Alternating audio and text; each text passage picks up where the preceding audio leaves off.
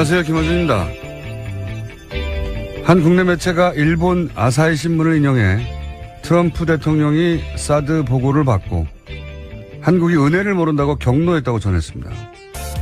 이 뉴스는 수많은 국내 매체가 받았었는데요. 미국 주요 매체를 찾아봤습니다. 관련 기사는 없습니다. 문정인 특보 관련 기사 자체가 없습니다.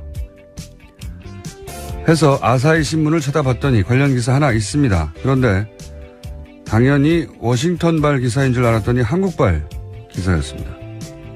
그러니까 한국에 와 있는 일본 특파원이 한국에서 한국 내 이야기 듣고 워싱턴 기사를 쓴 겁니다.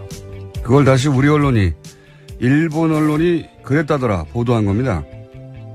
국내발 기사가 일본 갔다가 다시 한국에서 외신으로 재인용되고 그렇게 이 뉴스가 마치 국제적 이슈로 확인된 것처럼 외신의 껍데기를 쓰고 둔갑한 겁니다. 이런 기술까지 써가면서 문재인 정부가 한미동맹 다 망치고 있다고, 그래서 큰일 났다고 며칠째 과장하고 호들갑을 떠는 이유가 뭔가요? 이건 누가 시킨 건가요? 이러면 좋은 게 뭡니까? 누가 이득인 거죠? 김어준의 궁금증이었습니다.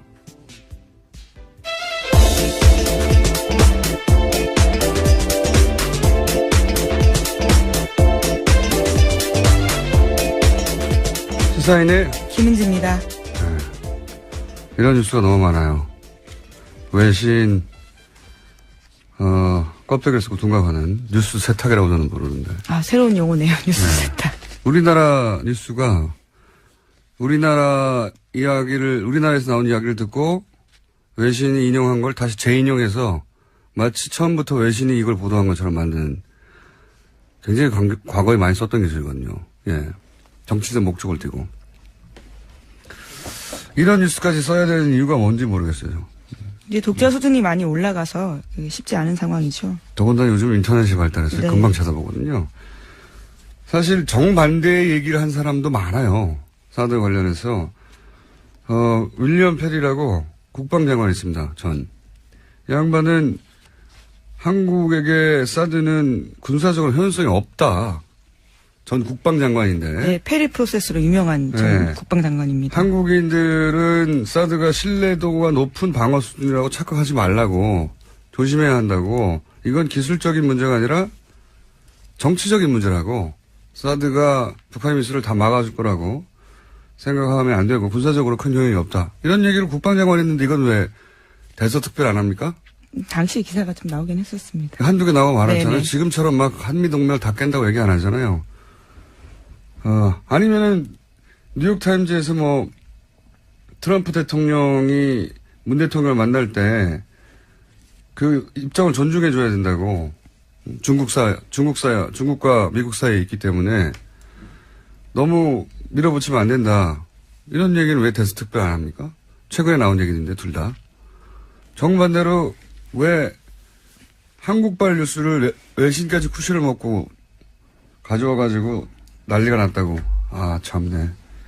왜들 이러는지 모르겠어요. 네. 매우 의심합니다. 여러 가지 의도를. 자, 첫 번째 뉴스는요? 네, 어제 정유라 씨 편지 관련돼서 좀 전해드렸는데요. 오늘 추가 내용 공개됐습니다. 정유라 씨는 편지에서 몰타가 아니라도 모든 나라, 변방에 듣지도 보지도 못한 곳이라도 괜찮으니까 빨리 얻을 수 있는 것으로 해달라면서 지금은 돈이 문제가 아니다라고 적었다고 합니다. 또 그 데드라인도 설정해놨는데요. 적어도 다음 대선, 그러니까 5월 9일까지는 돼야 한다라고 적었다고 합니다. 이게 몰타뿐만이 아니었군요. 예. 네, 시민권 획득해서 도망가려고 했던 게 아니냐라는 정황들이 계속해서 드러나고 있는데요. 이거보다 구체적인 정황이 어디 있나요? 예. 뿐만 아니라 이 편지에서 정유라 씨는 빨리 엄마 의견 물어봐서 진행해야 한다라고도 적었습니다. 최순실 씨와 간접 논의한 것으로 보이는 대목입니다. 또 다른 편지에서도요, 최순실 씨 관련된 상황이나 국내 동향들을 물어보면서 편지 받아서 읽으면 라이터로 태워버리니까 보안은 걱정하지 않아도 된다고 적었습니다. 그러니까요. 둘 사이에 비둘기가 있었고, 의견 교환을 했다고 봐야 되겠네요. 그리고, 국적을 취득하려고 했던 목적도 분명하네요. 다음 대선 전까지는 돼야 된다고 하는 걸 보면. 피하려고 했던 거죠. 정권이 만약 교체되면 본인이 불려와서 구속되고 뭐 그런 상황을 상정한 것 같은데 구속이 안 되고 있어요. 네, 두 번이나 기각됐습니다. 네. 관련 뉴스가 또 있나요? 네, 편지 내용 계속해서 나오고 있는데요. 검찰이 확보한 정 씨의 편지에는 특검이 민주당과 국민의당 주도로 출범했고 박근혜 전 대통령 탄핵을 목적으로 수사하고 있다라는 내용의 자료를 보내달라고 요청했다고 합니다. 뿐만 아니라 삼성전자 이재용 부회장 관련된 내용도 있는데 지난 3월에 지인한테 편지를 또 보내서 이재용 삼성전자 부회장의 영장 기각과 발부 사유를 보내달라고 요청했습니다. 그러면서 코어스포츠와 관련돼 있다면 더욱 좋다라는 내용도 있다고 합니다. 민주당과 국민의당 주도로 특검이 출범했다 이런 내용도 보내달라 또 있네요. 네, 최순실 씨 쪽에서 계속해서 주장했던 내용이었죠. 공정하지 않다라는 취지의 이야기입니다. 현재 정치적 구도, 자신이 연루된 사건 매우 정확하게 이해하고 있고 그래서 대선 전까지는 다른 나라 국적을 취득해서 법망으로부터 도피하겠다. 이런 의지가 분명하고 그 사이에 이런 소식이 엄마와 사이에 왔다 갔다 했다는 거를 입증하는 편지인데 네. 심지어 보안까지 신경 썼다라는 거죠. 다 태워버렸다라는 식의 이야기도 있고요. 그래요. 또 있습니까? 우리가 몰랐던 이야기가? 네, 또 장시호 씨와 관련된 이야기도 있는데요. 박근혜 전 대통령에 대해서 다들 고생이 심한데 자기 탓 같아서 죄송스럽다면서 지금 자신이 할 수 있는 것은 그저 입을 다무는 것뿐이다라는 내용도 있다고 합니다. 그러니까요. 자기가 뭘 해야 되는지 정확히 알고 있는 거네요. 또 있습니까? 영장 기각과 관련해서? 네, 또 검찰은 정유라 씨 구속영장 재청구 하루 전에 고영태 씨도 불렀다고 합니다. 고영태 씨는 관련해서 진술을 했는데 정유라 씨가 돈 문제 등 전후 사정 다 알고 있다 이렇게 진술했다고 하거든요. 검찰은 정유라 씨가 국정농단의 시작이자 종착점이라면서 구속 필요성 계속해서 주장했지만 법원이 받아들이지 않은 겁니다. 정유라 씨 한 사람의 구속이 중요한 게 아니고 사실은 특검이 시간이 부족해서 제대로 수사하지 못하고 중도에 끝냈잖아요. 예. 삼성전자 이재용 부회장 구속에 올인하느라고. 그러다가 시간이 부족해서 끊어져 버렸고 특검 연장이 안 됐어요. 이 수사를 제대로 하기 위해서라도 꼭 필요한데 보통은 영장을 세 번째 청구하지는 않거든요. 부담스러운 측면이 좀 있죠. 네. 재청구해야 된다고 저는 개인적으로 생각하는데 검찰이 어떻게 판단할지 모르겠네요. 네. 재청구해야 된다고 저는 생각합니다. 네. 왜냐하면 특검이 시간 부족으로 제대로 수사하지 못하고 끝낸 지점, 그 지점부터 다시 수사할 때 정유라 씨를 통해서 알아내야 될 사실이 있다. 저는 그렇게 보는데. 자, 법원은 계속 기각시키고 있습니다. 다음 뉴스는요? 문재인 대통령이 미국 언론과 인터뷰했습니다. 북한 문제에 대해서 자신의 의견들을 밝혔는데요. 제재와 압박만으로는 북핵 문제를 풀 수 없다면서 대화의 필요성을 강조했습니다. 그러면서 목표는 북핵 폐기라면서 조건 없는 대화는 결코 아니다라는 점도 분명하게 했는데요. 특히 조건이 되면 평양을 방문해서 김정은과 협상에 나설 수 있다면서 올해 안에 남북회담이 성사되길 기대했습니다. 핵심은 이거죠. 한국이 이 남북 문제의 해결에 미국과 같이 보조를 맞추겠지만 한국이 주도해야 된다는 거거든요. 예, 그렇죠. 적극적이고 주도적 역할을 하겠다라는 거죠. 지난 10년간은 우리가 대북 관계에서 사실은 사라졌어요. 박근혜 정부에서는 이젠 채널까지 완전히 닫았고. 예, 아예 만나지도 않았었죠. 대북 관계에서 박근혜 정부가 한 일은 모든 관계를 끊은 거죠. 그래서 모든 채널을 끊고 이제는 대화가 없습니다. 전쟁하는 중에도 대화를 하는 건데. 근데 그러면 이제 미국이 이 문제를 해결해 달라고 맡기는 거거든요. 근데 생각해 보시면 예를 들어서 이라크, 시리아, 여기 사람들이 막 전쟁하고 죽고 그러잖아요. 이걸 우리가 우리 일로 느껴본 사람이 얼마나 있냐? 없어요, 잘. 뉴스 속의 이야기거든요. 미국인들에게도 마찬가지예요. 남북 문제는 지도상의 문제입니다. 자기들의 전략적 문제고. 근데 우리는 전쟁 나면 다 죽는 건 우리잖아요. 미국이 무슨 특별한 사람들이라서 우리 땅의 일을 자기들 일처럼 느끼지 못해요. 너무 당연한 거고. 우리도 시리아의 일을 우리 일처럼 느낍니까? 마찬가지죠. 근데 우리는 이건 우리 일이잖아요. 생존과 관련되어 있는 부분이죠. 전쟁 나면 네. 미국한테는 국지전이 또 한국에서도 발생했구나 하겠지만 우리는 아니에요. 우리는 다 죽는 거라고. 그러면 우리가 이 속에서 대화 속에서 당연히 있어야 되는데 지금까지 없었던 거죠. 그게 문제인 거죠. 자, 이제 뭐 미국에 가서 그런 얘기를 하겠죠, 뭐. 그렇다는 얘기고요. 자, 다음 뉴스는요? 네, 또 문재인 대통령은 사실상 한일 위안부 재검토 합의 필요하다라는 식의 의견도 밝혔습니다. 워싱턴 포스트의 질문에 대한 답이었는데요. 문재인 대통령은 위안부 문제 해결의 핵심은 일본이 법적 책임을 인정하고 공식적으로 사죄하는 것이라고 생각한다고 밝혔습니다. 그 고노다마로 돌아가자는 거죠. 예. 이미 일본이 다 했던 거를 더 많은 걸 요구하는 게 아니라 아니 다 인정했던 걸 왜 다시 부인하는 거야? 이런 거거든요.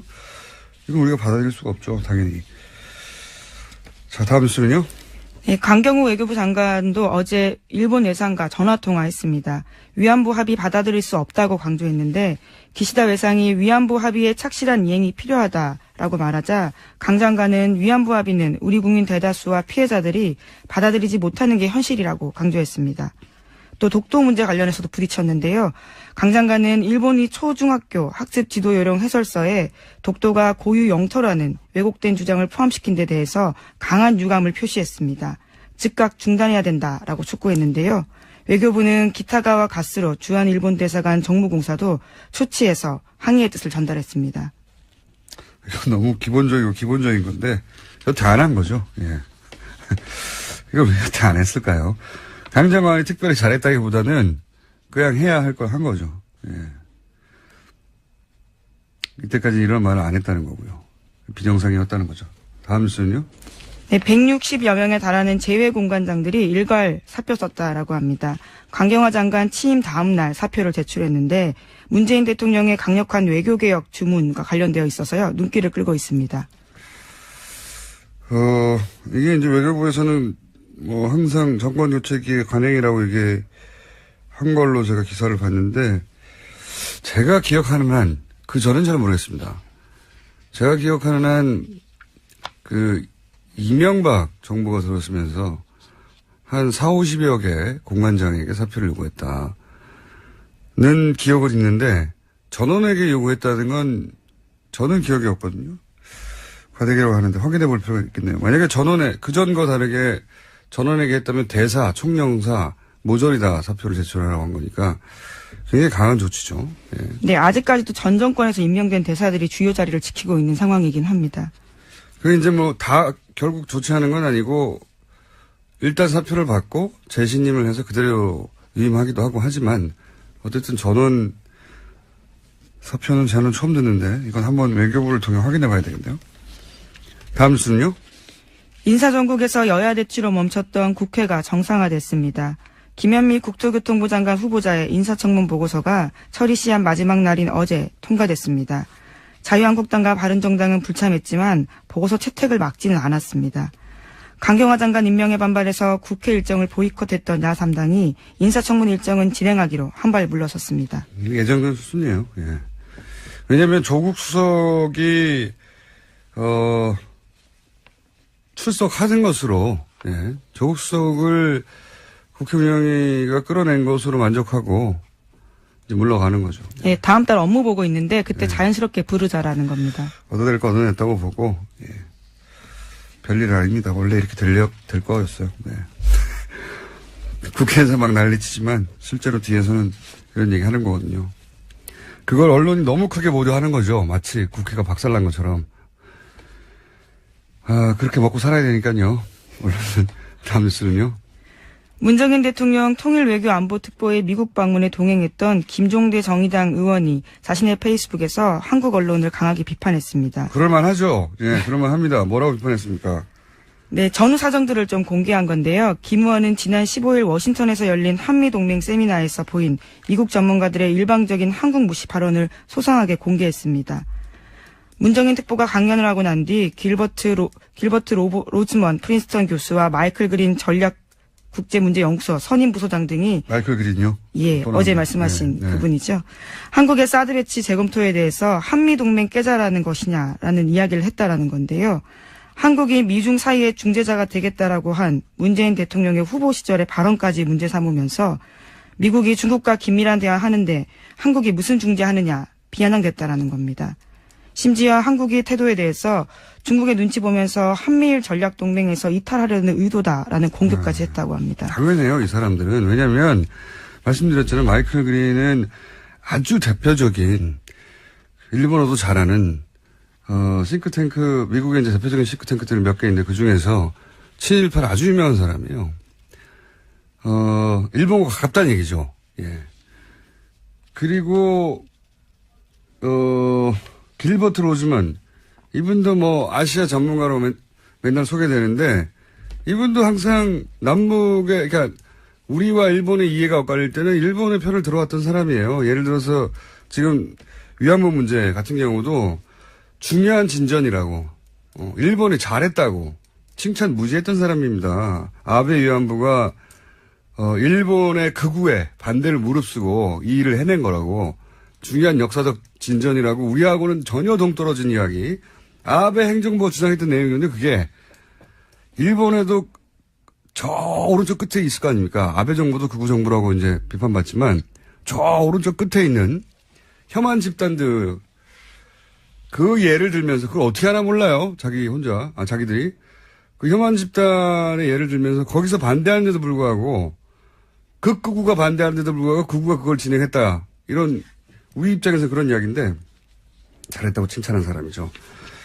그리고 이 한미일 전략 동맹에서 이탈하는 거냐 이 비판도 일본에서 하는 거예요. 왜냐하면 미일 동맹 아래에 한미 동맹이 있는 게 한미일 동맹이거든요. 지금 구조상. 그래서 틸러슨 국무장관도 지난 3월달에 와가지고 일본이 미국에게 가장 중요한 동맹이고 역사적으로 한국은 하나의 파트너라고 한 거 아닙니까? 그 인식의 연장선상에 있는 발언들입니다. 이게. 그러니까 이 발언들을 들어서 한국 정부를 공격하는 건 일본이 할 일이에요. 일본 언론이 왜 우리 언론이 이걸 하고 있냐 이거죠. 그래서 저도 열받았지만 당연히 현장에 있었던 사람은 더 열받았겠죠. 저도 이 대화록 정리된 걸 봤는데 화가 나더라고요. 이런 사람들이 이런 말 하는 걸 중계하면서 우리 정부를 비판할 게 아니거든요. 이해가 안 갔어요. 저는 이해가. 예. 그래서 이제는 무언가 해야겠다면서 지난 정부 적폐가 이만저만이 아니다. 그대로 주저앉을 물렁한 우리가 아니다라는 식의 글을 썼습니다. 물렁한 우리가 아니다. 네. 그건 두고 김종대 의원이 쓴 글인데요. 네. 김종대 의원이 현장에서 그런 질의를 받고 굉장히 무리한 질문이 많았거든요. 제가 보기에는 읽다 보면 예를 들어서 우리가 당연히 한국법이 있으니까 환경영향평가 해야 된다고 그 괌에서는 23개월 2년이나 했잖아요. 예. 근데 우리는 4계절 하겠다고 했더니 누굽니까? 마이클 그린. 예. 이 사람이 또 튀어나와가지고 아니 그거 특례법 만들어가지고 우리 법을 무시하는 거죠. 우리 법 체계를 특례로 만들어서 신속하게 통과시켜야 되는 거 아니냐고. 왜요? 우리 땅에서 남의 무기가 들어와서 환경영향평가 하겠다는데 법 절차를 지키겠다는데 당신들 법 절차를 특별하게 만들어서 신속하게 처리해버려야 된다고. 화가 나게 돼 있죠. 예, 심지어 당연히. 김종대 의원은 지난 정부에서 한미가 사드 배치 과속사고 냈다면서 실상도 모르면서 동맹 깬다는 식의 발상 유감스럽다라는 이야기를 했다고 합니다. 그러자 그러니까, 마이클 그린이 자기도 정부 입장 말한 것은 아니다. 이런 식으로 한 발을 뺐다고 합니다. 그러니까 이 분들이 가지고 있는 편향된 이 사람들 입장에서야 편향됐다고 생각 안 하겠지만 자기들은 태도를 미국을 대표하는 태도라고 바라보는 것도 이상하고 말도 안 되고요. 이게 이 자체가 세미나였는데 미국 언론들이 뭐 주목한 것도 아니에요. 보도도 안 됐더라고 하나도. 경로는 무슨 경로. 하여튼 이 전체가 문재인 특보 관련 그다음에 그 이후에 쭉 이어지는 한미 동맹이 다 깨졌다 난리 난 이 전체 뉴스들이 단순한 호들갑이 아니라 이 사람들이 손잡고 쎄쎄쎄하고 어깨동무한 다음에 다 몰려드는 것 같은 의도를 가지고 사실관계도 틀린 부분이 많지만 시각 자체도 굉장히 문제였어요. 예, 그걸 문제 삼는. 어쨌든 김종대 의원 혹은 홍익표 의원 혹은 문정인 특보 직접 모시고 이 문제는 한번 현장에서 무슨 일이 있었는지 조만간 시간을 마련해서 따져보겠습니다. 네. 제목 한두 개 정도 정리할 수 있을 것 같습니다. 네, 벨기에 브뤼셀에서 폭탄 테러가 일어났습니다. 지난 19일 런던을 시작으로 파리에 이어서 브뤼셀까지 불과 이틀 새에 유럽에서만 3건의 테러가 일어난 겁니다. 그렇군요. 벨기에가 이제 불어권이거든요. 그래서 프랑스 극단주의하고 연계해서 지난번에도 이 몰렌베그에서 거주하는 사람이 프랑스 그 공연장에서 테러 있지 않습니까? 연루됐었죠. 벨기에가 왜 그러는지 이 문제는 따로 한번 짚어봐야 되겠네요. 네. 런던, 파리처럼 유럽을 대표하는 도시에서 계속 이어지다가 벨기에, 벨기에. EU 본산이 있는 곳이기도 하고요. EU 본부 네. 때문이기도 할 것 같고, 예. 불어권이라 프랑스에 있는 극단주의자들하고 연결되어 있는 것도 같고, 여기서 출장 가더라고요. 네. 네, 멀지 지난번 않죠. 예. 가깝습니다. 제목 정도 읽으려고 했더니 시간이 제목 한 줄만 읽고 끝내죠. 기왕. 네, 마크롱 대통령이 장관 시절의 특혜와 관련해서 검찰 수사를 받기 시작했다고 합니다. 압수수색 시작됐습니다. 네. 네, 프랑스 마크롱 대통령요. 여기도 이런 일이 벌어졌네요. 네. 여기까지 하겠습니다. 지금까지 시사인의 김은지였습니다. 감사합니다. 온갖 전국을 다 함께 헤쳐나오니 듣고 내부자 둘 오늘도 더불어민주당 안민석 의원 나오셨습니다. 세상을 바꾸는 불의 명저, 끝나지 않은 전쟁의 저자 안민석 의원입니다. 자유한국당의 김성태 의원 나오셨습니다. 예, 김성태입니다. 네. 그 소개는 없습니까? 안민석 의원처럼? 뭐, 네. 참. 불멸의 철새 김성태입니다. 이런 거 없습니까? 저렇게 안민석 의원처럼 저렇게 참 살기도 쉽지 않은 건데 참 대단하다. 김성태 의원님을 제가 업어드리고 싶어요. 왜요? 최순실 재산 몰수하려고 특별법 추진하는 여야 초당제 의원 모임을 만들었는데요. 예. 자유한국당은 딱 한 분만 참여했는데요. 그분이 바로 제 앞에 앉아 계시는 김자, 성자, 태자, 김성태 의원님입니다. 최순실 존경합니다. 특별법에 동참한 유일한 야당 의원입니까? 아니, 자유한국당. 유일한 자유한국당 의원. 네네네. 왜 그러셨습니까? 소신의 정치인. 뭐, 신의 정치인. 뭐, 그 부분. 아직은 거기까지는 가기 힘든 것 같습니다. 큰 철새 한번 하셨기 때문에, 예. 참, 김어준 공장장 참, 내가 방송 잘하려고 마음먹고 오는데도, 참, 당신 초치는 거 보면 하여튼, 이 방송 진행자 맞는지 참 어려워요. 있는 그대로 얘기하죠. 뭐, 사실상 안민석 의원 앞에 계십니다만은, 안민석 의원이 추구하는 최순실 이 재산 추적을 통한 이걸 국고 환수하는 부분, 적극적으로 공감하고 동의합니다. 또 저는 거기에다 더 붙인 게 있어요. 사실상 이 나라를 거들내고, 또, 어떻게 보면은 이 보수 정치를 뿌리채 뽑아버린 그런 장본인입니다. 그렇기 때문에 두 번 다시 대한민국의 이런 불행한 역사를 종식시키기 위해서라도, 무능하고 탐욕에 찬 세력들이 한마디로 국가 권력을 사유해서 불을 치부했다 그러면은, 그는 끝까지 추적해서라도 그는 발본시행을 해야 되는 거죠. 그런 교훈을 우리가, 안민석 의원이 추진하는 최순실 재산 몰수에 관한 내용은 그런 차원에서 저는 참석입니다. 그래도 자유한국당 왜 가셨어요? 제가 하는 일은 자유한국당 의원님들은 무조건 색안경을 끼고 보는 경향이 없지 않아 있어요. 그렇죠? 그건 사실이죠. 없잖아요. 왜 그래요? 사실상 안민석 의원이 지금 우리는 정권을 내놓았고, 대한민국 헌정사의 초유의 탄핵 대통령. 내놓지는 않았죠. 뺏긴 거죠. 내놓고 싶지 않았는데. 참, 언제까지. 저는 이 법이 보수, 진보, 여야 그런 진영의 관점에서 볼 수 있는 법이 아니고요. 대한민국의 이 법은 정의를 바로 세우고 부정부패를 척결하는 법이기 때문에 자유한국당 의원님들이 그런 오해를 하지 말았었으면 좋겠어요. 그렇습니다. 그래서 제가 좀 말씀을 더 붙인다면은, 이게 이제 이참에 지난 대선 공간에서 비록 나온 이야기지만은 분명히 더불어민주당의 핵심 정권의 지금 현재 가장 중심 인물인 그런 인사들이 보수 개멸론을 들고 나왔단 말이에요.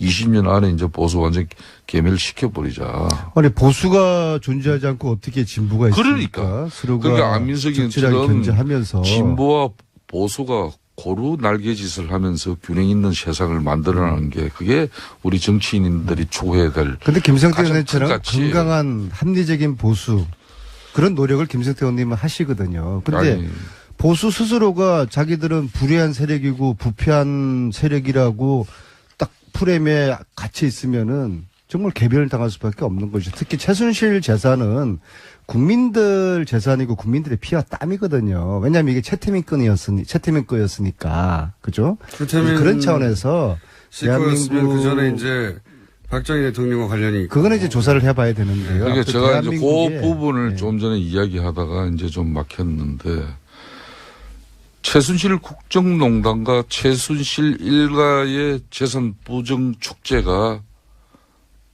이번에 국정조사 특위라든지 특검 과정에서 만천하에 알려졌어요.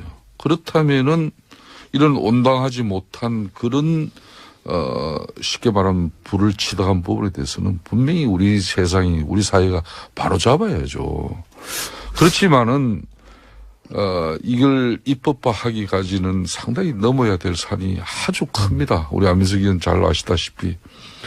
그동안 뭐 공청회에서도 지적됐습니다만은 이 헌법상 평등 원칙에 그 어긋나는 그런 소급 입법 문제라든지 또 형법상의 이 명확성의 원칙 뭐 이런 부분들이 저촉될 수 있는 그런 개념들의 명확한 규정 같은 문제를 해결하지 않으면 상당히 어려운 부분이 있어요. 안민석 의원이 이 법을 친일 그 재산 환수법을 뭐 상당히 많이 그 인용한 거 아닙니까? 적용하고 그죠? 그렇다면은 이 친일 재산 환수법이 이게 소급 입법이거든요. 그러니까 역사적으로 이걸 이례적인 그 공동체적인 가업이라는 점에서 합헌성을 인정받았어요.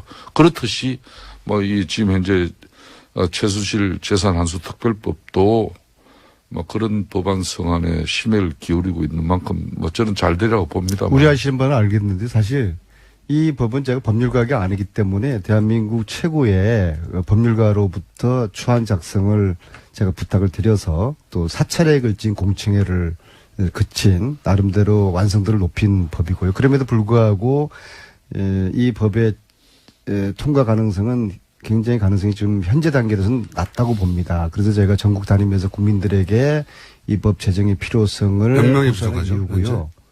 몇 명이 부족합니까? 아니 지금 초당 모임은 25명으로 구성됐고요. 그래서 초당 모임이 중심이 돼가지고 다음 주에 그 의원들 발의 동의서를 받는데요.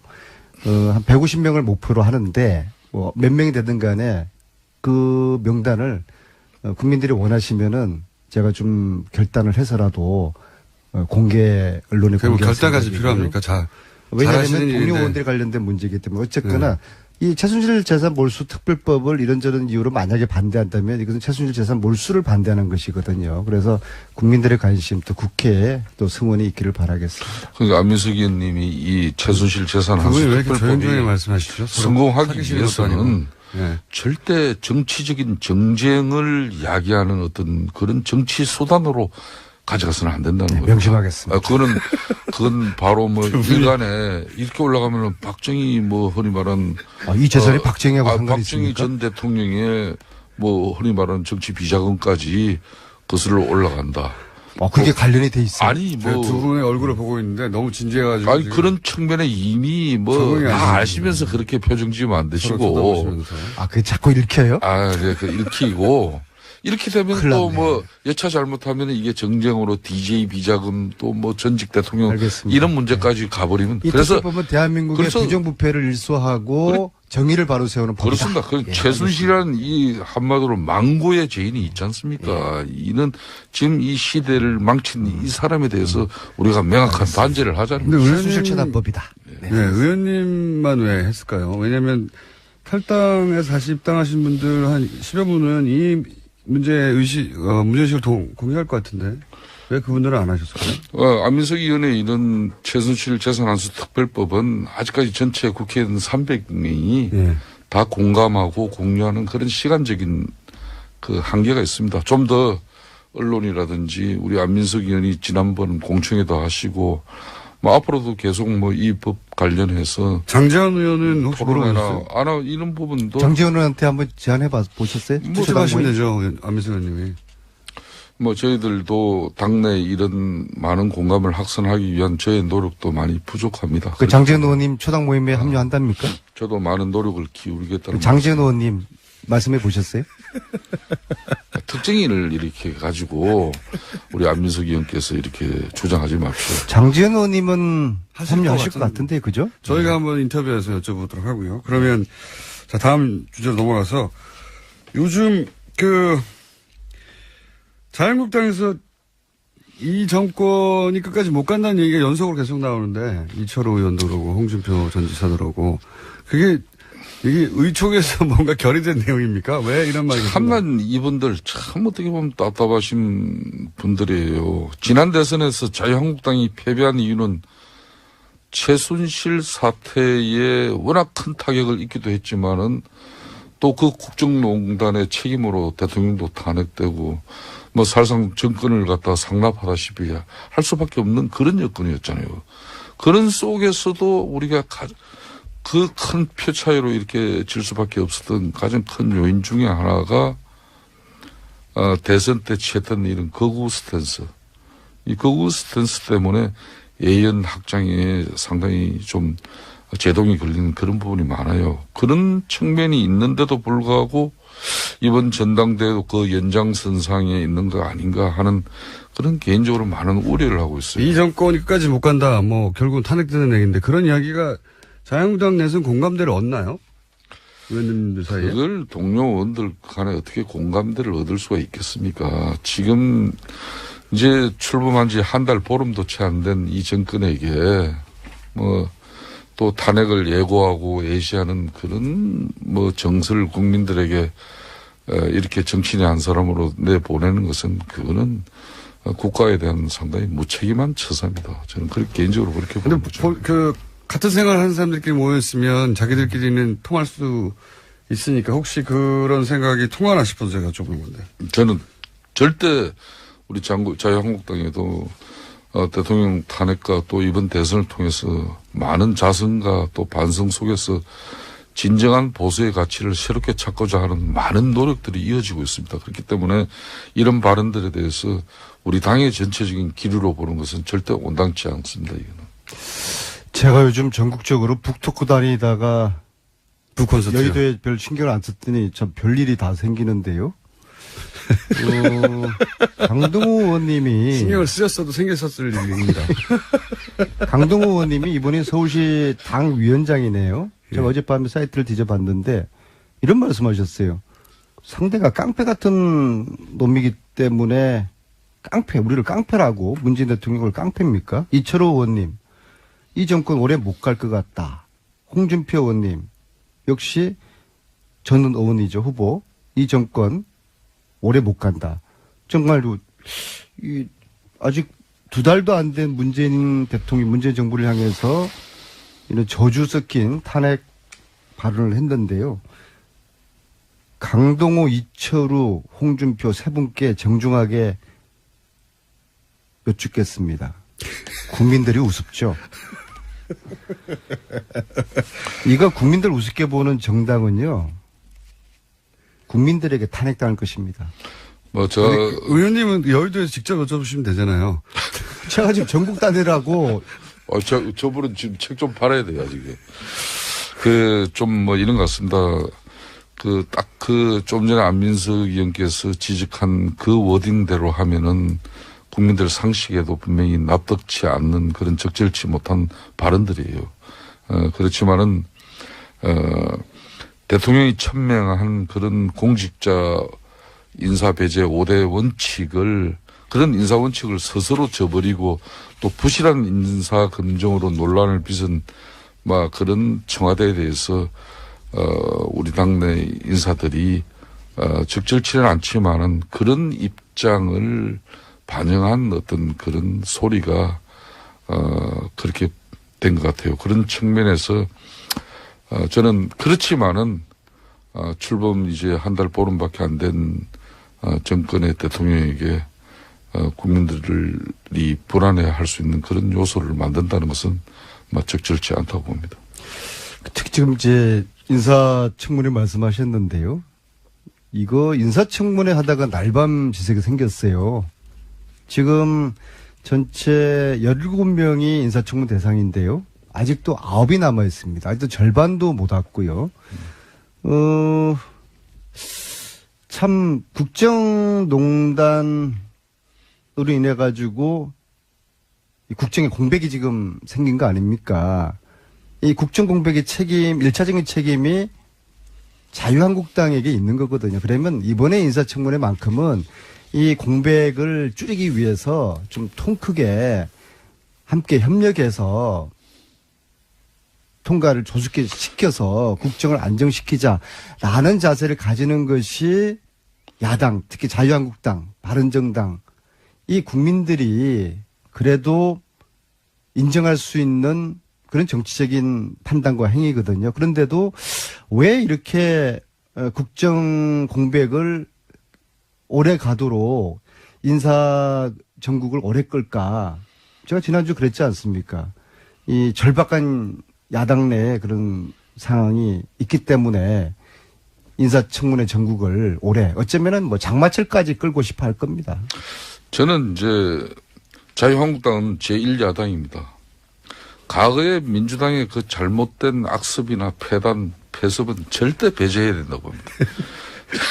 우리 좀 전에 안민석 의원이 저들 얘기하니까 우리 공장장이 듣기도 조금은 뭐 생소하고 조금 좀 약간은 좀 똑같이 하고 있잖아요. 똑같이 혹은 조금 더. 아니 지금 그래서 제가 국정 공백의 책임이 자유한국당에 있는데 본인들이 이거 빨리 메워줘야죠. 우리도 이런 걸 참 어디서 배웠겠습니까? 어디서? 그냥 막 그거는 이런 거는 배워서는 안 된다고 보는데. 민주당에서 배워서 한다는 거 아닙니까? 아니 저희들이 과거에 국정 공백을 초래한 그런 사태가 있었습니까? 이건 초유의 사태예요. 제가 초유의 안민석 사태. 의원께 제안을 인사청문을 길게 끌고 그런 얘기를 안민석 의원께 제안을 드리겠습니다. 끝나지 않은 전쟁의 북콘서트 좀 중단하고 또 끝나지 않은 전쟁의 뭐 영화 준비도 조금 시간을 줄여서라도 청와대 인사검증팀에 파견 지원을 나가셔가지고 그 최순실 이런 뭐 국정농단에 대한 그 추적 정신으로 대통령 지금 현재 인사 지금 현재 추천하는 인사들에 대해서 좀 송곳 같은 사전 검증을 좀 해주세요. 아마 안민석 의원이 사전 검증을 통해 가지고 대통령께서 발표하시는 그런 강요라면은 절대 국회 청문회에서 뭐 이런 솔깃한 표정으로 지금. 아니, 절대 문제 안 걸려요. 5대 인사 원칙 중에서 청와대에서 안 보는 탈탈 틀어도 걸리지 않을 딱 한 사람이 있다고 어떤 기자가 그러더라고요. 누군데요? 뭐 제가 굳이 제 입으로 이야기하지 않겠습니다. 의원님 스스로를 말씀하시는 겁니까? 제 입으로 이야기할 수는 없고요. 왜냐하면 저는 최순실이가 저를 검증하지 않았습니까? 15년에 안민석 탈탈 틀어라, 안민석 뒷조사해라. 5개 아니라 50개도 제가 다 빠져나갔거든요. 그런데 어제 아까 이제 북토크 말씀하셨으니까 어제 북토크에서 노성일 부장이 스페셜 게스트로 나와서 어제 안산사 했거든요. 또 재장사 시작을. 유족을 위로하는 의미에서 노래를 하나 불렀어요. 광야에서. 그랬더니 청중에서 야 여기가 노래방이야 하면서 과음을 지르면서 여기저기서 막 동조를 하더라고요. 제 북토크를 방해하는 세력들이 조직적으로 준동하고 있다. 엄벌을 할 것이다. 다른 출판사에서요? 정권 출범 초기에 첫인상은 상당히 중요합니다. 인사검증 잘해야죠. 그렇기 때문에 안민석 의원 같은 분이 청와대 대통령께 좀 직언이 필요한 시기예요. 연락이 안 되죠. 지금 연락이 안 되더라도 돼야죠. 저분이 제가 알기로는 이번에 대통령 아마 다음 주 미국 방문하는데 한미 정상회담에 그리고 국가 보안 문제를 대통령 아마 수행 민주당의 수행 아직 결정되지 않았어요. 수행 인사 결정되지 중에 않았어요. 만일 안민석 의원 같은 사람 안 데려가면은 문재인 대통령 그 국가 정말 보안인데 그는 영어도 잘 안 되시면서. 영어는 미국에서 박사학위까지 하신 분인데 왜 영어가 안 됩니까? 조국 민정수석이 저를 민정수석 특별 보좌관으로 채용해 주십시오. 아니 그럼 그러니까 제가 안민석 열심히 의원님, 안민석 뒷받침해서 의원님. 송곳 같은 그래서 인사를 내가 하겠습니다. 지금 왜 직원이 필요하면요. 아무 의미 그 없는 얘기. 문정인 특보 같으신 분들 지금 한미 정상회담 앞두고 미국 가서 물론 학술 뭐 자기는 연구단체의 자격으로 갔다고 했지만은 그 적절치 못한 발언으로 얼마나 한미 동맹이 지금 위험해지고 또 대통령이 한미 간의 정상회담에 사전에 이게 얼마나 장애 요인이 되고 있습니까? 이런 분들 본인이 그냥 학자의 입장으로 갔다 오면 특보 그냥 날려버려야 돼요. 정유라가 또 풀려났어요. 갑자기 웬 정유라예요? 왜냐면 문재인 특보 발언에 관해서 공부가 지금 안 돼 있어요. 그리고 특보 장관들 수사라고 제대로 본인 송영무 지금 현재 국방부 장관 같은 경우도 그분이 해군 참모총장 시절에 그 부적합한 행동들에 대해서 요 근래 계속 언론에서 지금 부적격자의 인상을 지울 수 없는 그런 기사가 나오고 있잖아요. 그러면 안민석 의원께서 이런 분 더 이상 논쟁 끌지 말도록 자진 사퇴하도록 입장을 청와대가 가질 수 있도록 조국 수석에게 전달해 주세요. 사법부는 정유라를 잔챙이로 보는 것 같아요. 정유라는 영린이고 핵심인데 왜 정유라를 이렇게 풀어줘서 국민들 화병을 또 도지게 만들죠? 어떨 도사는 어떻게 생각하세요? 글쎄요, 저도 공장장. 영장 기각에 유감이 많습니다. 예. 이거 완전 정유라 봐주기 아닙니까? 그렇게까지는 모르겠으나 적어도 구속해야 될 여러 가지 필요가 있죠. 아니 예. 대통령을 초등학교 이후에 한 번도 못 봤다고 해놓고서 최근에 대통령하고 또 전화했다는 게 드러나지 않았습니까? 여기 대해서는 어떻게 생각하세요? 그러니까 영화 이 타짜에 저는 나오는 어떨 도사 공장장에게 물은 거예요. 제가 개인적으로 한국 영화 중에 좀 진짜 재밌어서 두 번 본 영화가 그 타짜라는 영화가 있어요. 두 번씩이나. 예, 예. 그 주인공 조성우 씨가 대사 중에 이런 말을 해요. 어차피 내가 아는 사람들은 다 다치거나 죽었다. 이건 안민석 의원도 이런 뭐 말을 자주 하는 편인데 정작 이 영화배우 조성우 씨한테는 이 영화가 해피엔딩으로 끝납니다. 물론 구속영장 이 기각이 죄가 없다는 것은 아니지만은 이 최순실 국정농단 사태에서 정유라에게는 어떻게 보면 그런 해피엔딩으로 되지 않을까 하는 그런 우려로. 그 의원님도 영장 기각에 대해서 불만이 있으시군요. 그렇죠. 이 부분은 아니 말로 그래도 지금까지 자양분이 애국에서 대한민국으로 강제 송환된 이 중범죄 혐의자 중에서 구속되지 않은 피의자가 역대로 없었다는 것입니다. 이게 좀 근데 이상한 상황이에요. 이번에 이상한 정유라를 영장 기각시킨 그 판사가 우병우를 기각시킨 그분이고 또 고영태를 구속시켰던 판사더라고요. 저희 뉴스공장에서 다 다룬 이야기입니다. 아, 그래요? 네. 자, 그건 아세요? 지금 우병우 재판장이 누군지 아세요? 모릅니다. 지난번에 우리 3월 달, 제 기억 3월 20일 날로 기억되는데요. 3월 16일 날로 기억되는데, 이 자리에서 우리가 이재용 부회장의 주심 판사가 최순실 후견인이었다. 부장판사의 네, 장모고. 장인이 예, 예. 최순실의 후견인이었다라고 해서 이게 그분이 공정한 재판이 의심스럽다라고 했더니 하루 만에 그 주심판사 바뀌었지 않습니까? 예, 예. 근데 그 분이 지금 우병우 재판을 받고 있어요. 아, 그래요? 아이고 참 미치겠어요. 어허. 이게 우연의 일치입니까?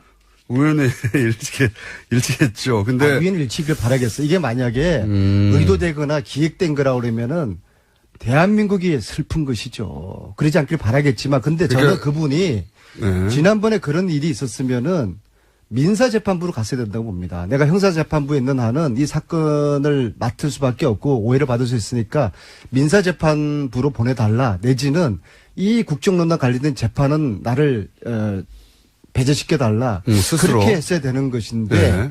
왜 또다시 이런 오해를 받아서 최순실 국정농단 사건을 하지 않는 게 오해를 받지 않는 길이긴 하죠, 지금은. 그 상식적으로 예. 제가 아는 판사들한테 물어봤어요. 그러면 자기들은 이런 재판 안 맞는다. 민사재판부로 갈 것이다. 스스로 안 그것이 맞는다고 할 수 힘이다. 있는데 예, 여러 제도가 있는 걸로 판사님들한테 아는데. 그렇게 이야기를 들었어요. 이 판사님 참 이해할 수 없고요. 정말 이 재판이 공정하기를 바라지만은 공정할 수 있을까? 확인된 거죠. 이재용 부회장 제가 처음에 이제 주시면- 허위사실 이야기했습니까? 허위사실 얘기한 적이 허위사실 이야기했으면 제가 이 자리에 이대로 네. 있을 것이며 불완전한 사실을 최순실이가 얘기한 적은 많으십니다. 저를 놔뒀겠습니까? 의혹 제기는 대한민국에서 의혹 제기가 제일 아니라- 많이 하시는 분 중에 하나죠. 의혹 제기가 아니라 이거는 팩트예요.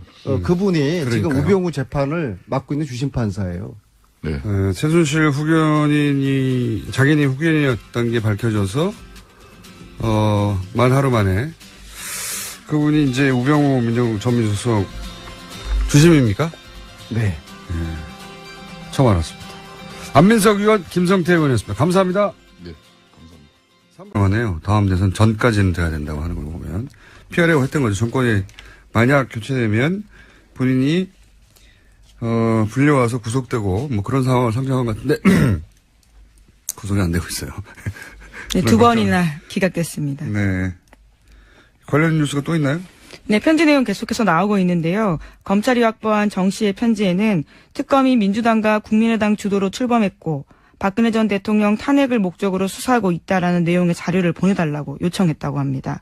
뿐만 아니라 삼성전자 이재용 부회장 관련된 내용도 있는데 지난 3월에 지인한테 편지를 또 보내서 이재용 삼성전자 부회장의 영장 기각과 발부 사유를 보내달라고 요청했습니다. 그러면서 코어 스포츠와 관련돼 있다면 더욱 좋다라는 내용도 있다고 합니다. 민주당과 국민의당 주도로 특검 출범했다 이런 내용도 보내달라 또 있네요. 네, 최순실 씨 쪽에서 계속해서 주장했던 내용이었죠. 공정하지 않다라는 취지의 이야기입니다. 현재 정치적 구도, 자신이 연루된 사건 매우 정확하게 이해하고 있고 그래서 대선 전까지는 다른 나라 국적을 취득해서 법망으로부터 도피하겠다. 이런 의지가 분명하고 그 사이에 이런 소식이 엄마와 사이에 왔다 갔다 했다는 거를 입증하는 편지인데 심지어 보안까지 신경 썼다라는 거죠. 다 태워버렸다라는 식의 이야기도 있고요. 그래요. 또 있습니까? 우리가 몰랐던 이야기가? 네, 또 장시호 씨와 관련된 이야기도 있는데요. 박근혜 전 대통령에 대해서 다들 고생이 심한데 자기 탓 같아서 죄송스럽다면서 지금 자신이 할 수 있는 것은 그저 입을 다무는 것뿐이다라는 내용도 있다고 합니다. 그러니까요. 자기가 뭘 해야 되는지 정확히 알고 있는 거네요. 또 있습니까? 영장 기각과 관련해서? 네, 또 검찰은 정유라 씨 구속영장 재청구 하루 전에 고영태 씨도 불렀다고 합니다. 고영태 씨는 관련해서 진술을 했는데 정유라 씨가 돈 문제 등 전후 사정 다 알고 있다 이렇게 진술했다고 하거든요. 검찰은 정유라 씨가 국정농단의 시작이자 종착점이라면서 구속 필요성 계속해서 주장했지만 법원이 받아들이지 않은 겁니다. 정유라 씨 한 사람의 구속이 중요한 게 아니고 사실은 특검이 시간이 부족해서 제대로 수사하지 못하고 중도에 끝냈잖아요. 예. 삼성전자 이재용 부회장 구속에 올인하느라고. 그러다가 시간이 부족해서 끊어져 버렸고 특검 연장이 안 됐어요. 이 수사를 제대로 하기 위해서라도 꼭 필요한데 보통은 영장을 3번째 청구하지는 않거든요. 부담스러운 측면이 좀 있죠. 네. 재청구해야 된다고 저는 개인적으로 생각하는데 검찰이 어떻게 판단할지 모르겠네요. 네. 재청구해야 된다고 저는 생각합니다. 네. 왜냐하면 특검이 시간 부족으로 제대로 수사하지 못하고 끝낸 지점, 그 지점부터 다시 수사할 때 정유라 씨를 통해서 알아내야 될 사실이 있다. 저는 그렇게 보는데. 자, 법원은 계속 기각시키고 있습니다. 다음 뉴스는요? 문재인 대통령이 미국 언론과 인터뷰했습니다. 북한 문제에 대해서 자신의 의견들을 밝혔는데요. 제재와 압박만으로는 북핵 문제를 풀 수 없다면서 대화의 필요성을 강조했습니다. 그러면서 목표는 북핵 폐기라면서 조건 없는 대화는 결코 아니다라는 점도 분명하게 했는데요. 특히 조건이 되면 평양을 방문해서 김정은과 협상에 나설 수 있다면서 올해 안에 남북회담이 성사되길 기대했습니다. 핵심은 이거죠. 한국이 이 남북 문제의 해결에 미국과 같이 보조를 맞추겠지만 한국이 주도해야 된다는 거거든요. 예, 그렇죠. 적극적이고 주도적 역할을 하겠다라는 거죠. 지난 10년간은 우리가 대북 관계에서 사실은 사라졌어요. 박근혜 정부에서는 이젠 채널까지 완전히 닫았고. 예, 아예 만나지도 않았었죠. 대북 관계에서 박근혜 정부가 한 일은 모든 관계를 끊은 거죠. 그래서 모든 채널을 끊고 이제는 대화가 없습니다. 전쟁하는 중에도 대화를 하는 건데. 근데 그러면 이제 미국이 이 문제를 해결해 달라고 맡기는 거거든요. 근데 생각해 보시면 예를 들어서 이라크, 시리아, 여기 사람들이 막 전쟁하고 죽고 그러잖아요. 이걸 우리가 우리 일로 느껴본 사람이 얼마나 있냐. 없어요, 잘. 뉴스 속의 이야기거든요. 미국인들에게도 마찬가지예요. 남북 문제는 지도상의 문제입니다. 자기들의 전략적 문제고. 근데 우리는 전쟁 나면 다 죽는 건 우리잖아요. 미국이 무슨 특별한 사람들이라서 우리 땅의 일을 자기들 일처럼 느끼지 못해요. 너무 당연한 거고. 우리도 시리아 일을 우리 일처럼 느낍니까? 마찬가지죠. 근데 우리는 이건 우리 일이잖아요. 생존과 관련. 안녕하세요. 김원준입니다. 한 국내 매체가 일본 아사히 신문을 인용해 트럼프 대통령이 사드 보고를 받고 한국이 은혜를 모른다고 경로했다고 전했습니다. 이 뉴스는 수많은 국내 매체가 받았었는데요. 미국 주요 매체를 찾아봤습니다. 관련 기사는 없습니다. 문정인 특보 관련 기사 자체가 없습니다. 해서 아사히 신문을 찾아봤더니 관련 기사 하나 있습니다. 그런데 당연히 워싱턴발 기사인 줄 알았더니 한국발 기사였습니다. 그러니까 한국에 와 있는 일본 특파원이 한국에서 한국 내 이야기 듣고 워싱턴 기사를 쓴 겁니다. 그걸 다시 우리 언론이 일본 언론이 그랬다더라 보도한 겁니다. 국내발 기사가 일본 갔다가 다시 한국에서 외신으로 재인용되고 그렇게 이 뉴스가 마치 국제적 이슈로 확인된 것처럼 외신의 껍데기를 쓰고 둔갑한 겁니다. 이런 기술까지 써가면서 문재인 정부가 한미동맹 다 망치고 있다고, 그래서 큰일 났다고 며칠째 과장하고 호들갑을 떠는 이유가 뭔가요? 이건 누가 시킨 건가요? 이러면 좋은 게 뭡니까? 누가 이득인 거죠? 김어준의 궁금증이었습니다.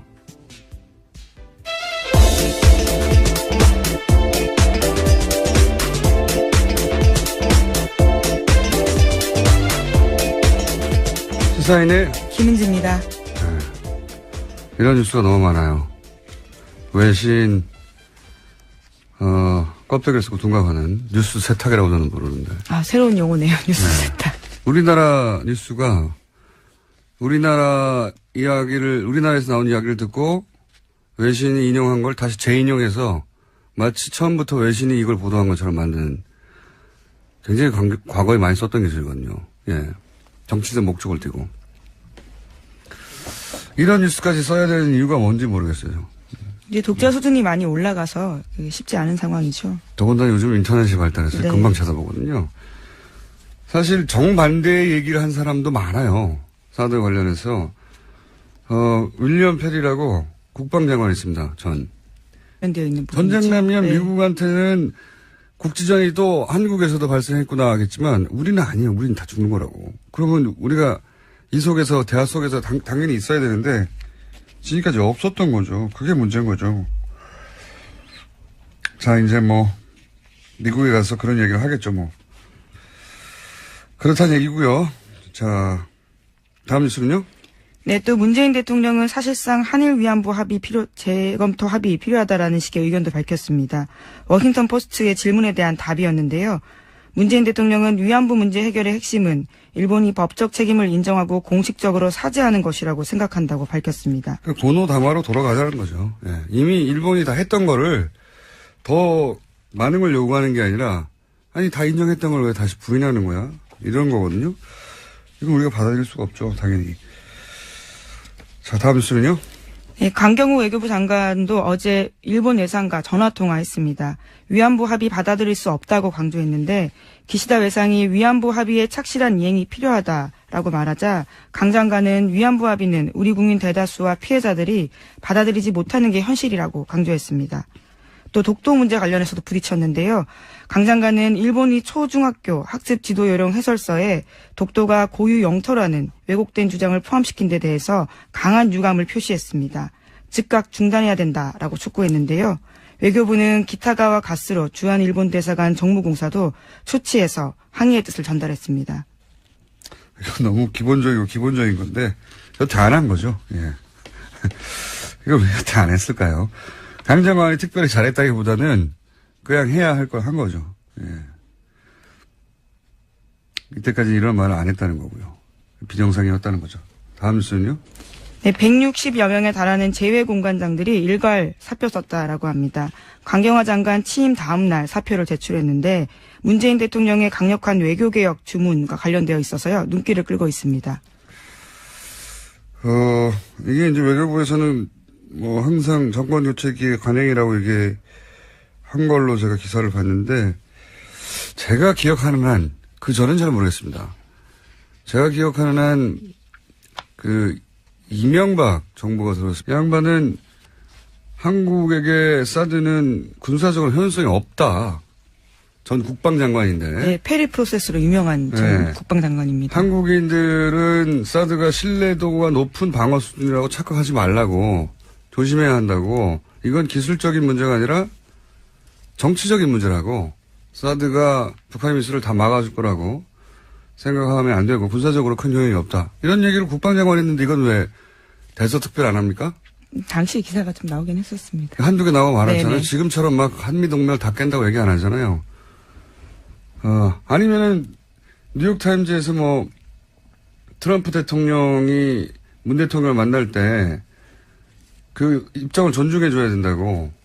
중국과 미국 사이에 있기 때문에 너무 밀어붙이면 안 된다. 이런 얘기는 왜 대서특별 안 합니까? 최근에 나온 얘기인데 둘 다. 정반대로 왜 한국발 뉴스를 외신까지 쿠션을 먹고 가져와가지고 난리가 났다고. 아, 참네. 왜들 이러는지 모르겠어요. 네. 매우 의심합니다. 여러 가지 의도를. 자, 첫 번째 뉴스는요? 네, 어제 정유라 씨 편지 관련돼서 좀 전해드렸는데요. 오늘 추가 내용 공개됐습니다. 정유라 씨는 편지에서 몰타가 아니라도 모든 나라, 변방에 듣지도 보지도 못한 곳이라도 괜찮으니까 빨리 얻을 수 있는 것으로 해달라면서 지금은 돈이 문제가 아니다라고 적었다고 합니다. 또 그 데드라인도 설정해놨는데요. 적어도 다음 대선, 그러니까 5월 9일까지는 돼야 한다라고 적었다고 합니다. 이게 몰타뿐만이 아니었군요. 예. 네, 시민권 획득해서 도망가려고 했던 게 아니냐라는 정황들이 계속해서 드러나고 있는데요. 이거보다 구체적인 정황이 어딨나요? 예. 뿐만 아니라 이 편지에서 정유라 씨는 빨리 엄마 의견 물어봐서 진행해야 한다라고도 적었습니다. 최순실 씨와 간접 논의한 것으로 보이는 대목입니다. 또 다른 편지에서도요. 최순실 씨 관련된 상황이나 국내 동향들을 물어보면서 편지 받아서 읽으면 라이터로 태워버리니까 보안은 걱정하지 않아도 된다고 적었습니다. 그러니까요. 둘 사이에 비둘기가 있었고, 외교 교환을 했다고 봐야 되겠네요. 그리고, 국적을 취득하려고 했던 목적도 분명